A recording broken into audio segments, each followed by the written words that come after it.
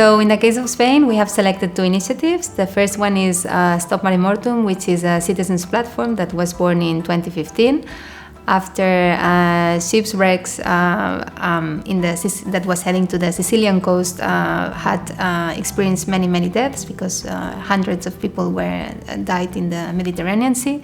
And that caused much outrage among the citizenship in Spain, and there were groups of citizens that decided to create this platform to advocate for a change in the policies of migration and asylum in all Europe. It is a very unique initiative because they managed to place in the public debate this claim of legal and safe pathways. Before their emergence as a movement, as a platform, this concept was not at all in the public debate, so they became real experts. They developed an expertise on this topic, and they also were unique in the sense of proposing alternatives to change, and they made proposals to change the migration and asylum policies and try to find ways for people to come to Europe in a safe and legal way. The second initiative is Regularización Ya, which is a social movement led by migrant people, and their claim is to achieve the regularization of all undocumented migrants residing in Spain, which are about 600,000 people. And this initiative was born in the pandemic in 2020, in a context where there was a lot of awareness that our societies depend on migrant labor force, and it was like a positive message to visibilize this work done by migrant people.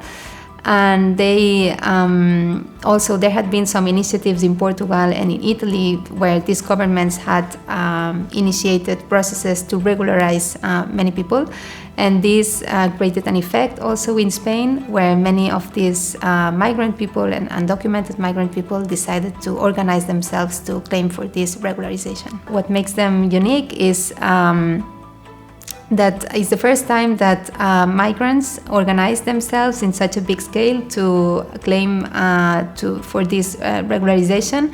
So in that sense, it's different from other mobilizations that had been in the past, in the 90s and in the early 2000s in Spain, where migrants also mobilized to claim for regularization. But they had not been so much protagonists as they have been now and as they are being now. So they have emerged as a political subject. They are not being anymore a passive object, but they have become a political subject, and that's a very big step for their visibilization and for their empowerment and for the right and for the fight towards the rights of migrant people in Spain.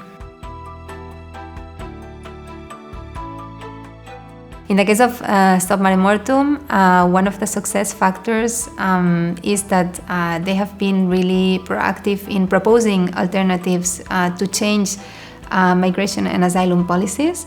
And the fact that they not only criticize in the political landscape, but they also propose actual ways to get to Europe, to reach Europe in a legal and safe way, is received by the civil society as a positive message. They also worked very closely with another initiative that is Casa Nostra, Casa Vostra, and this organization, they managed to organize the biggest demonstration in Europe to demand, to claim for the reception of refugees in Europe. And Stop Mare Mortum provided all the content behind this communication campaign of Casa Nostra, Casa Vostra.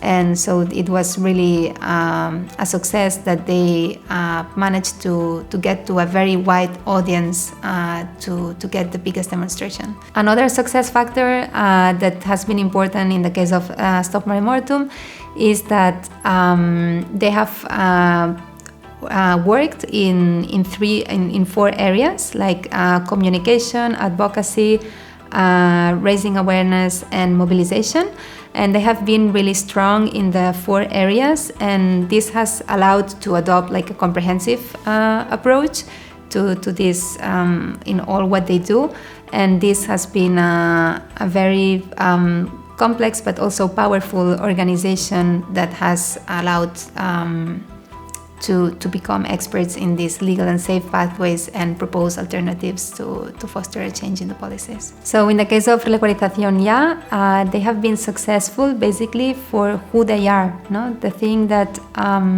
it's the first time that migrant people manage to organize themselves in such a big scale is that the unique factor that explains this initiative. And this has also been possible thanks to the alliance as well with other civil society organizations that are working in the same field. But at the same time, they had very clear that the decisions and the public representation of this initiative was also, or is always, migrant people and racialized people. This strong organization and the fact that they have got empowered, no? to claim this their demands is one of the factors that makes them successful.